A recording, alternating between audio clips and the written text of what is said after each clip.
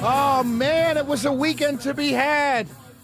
85,000 people descended on Belmont Plateau in Philadelphia to see Jay-Z and the Roots, a historical musical concert. I'm telling you, they're going to be talking about it for years to come. They really will be.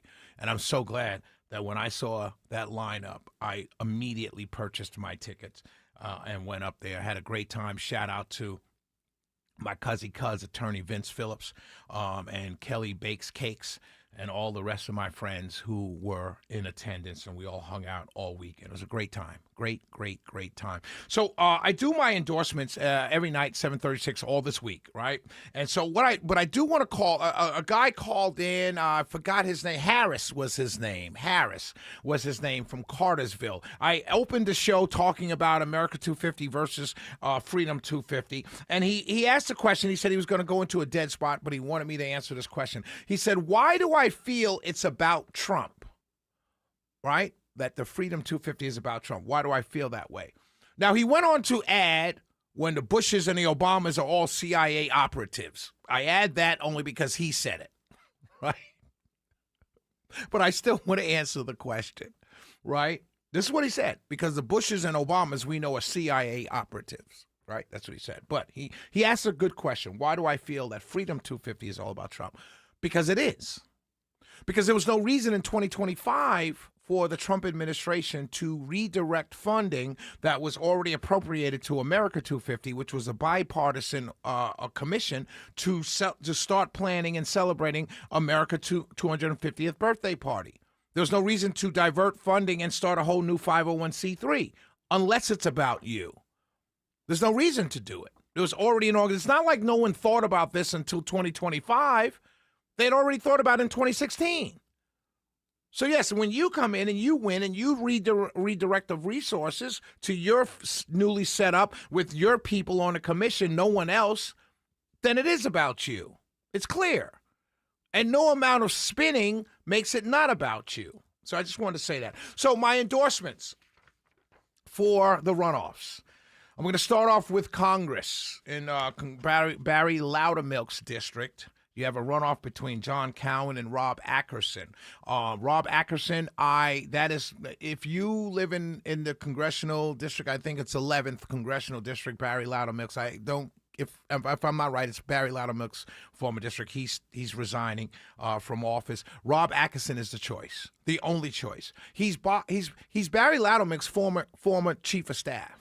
So he knows what's going on. Like, in other words, if you vote for Rob Adkerson, when he gets sworn in next January, he goes right to a seat dealing with people he's already dealt with.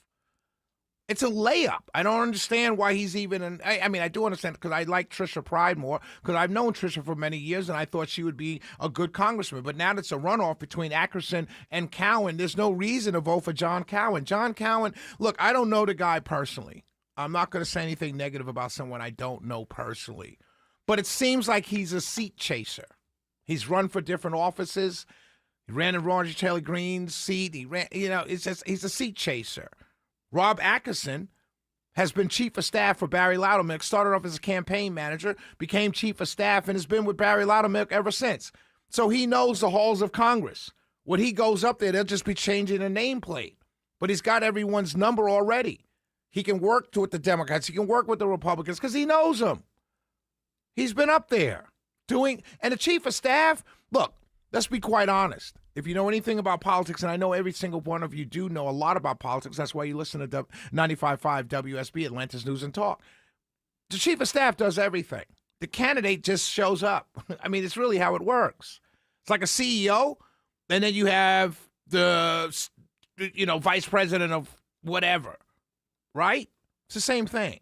So Rob Adkerson is the choice there. It's the only choice. Vote for Rob Adkerson in that runoff. I'm telling you, it's the only choice. It's the logical only choice.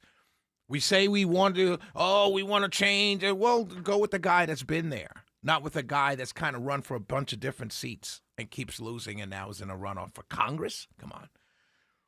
Second, school superintendent. I had another choice for this. They did not make their playoffs. I'm going with Bubba Longgrear.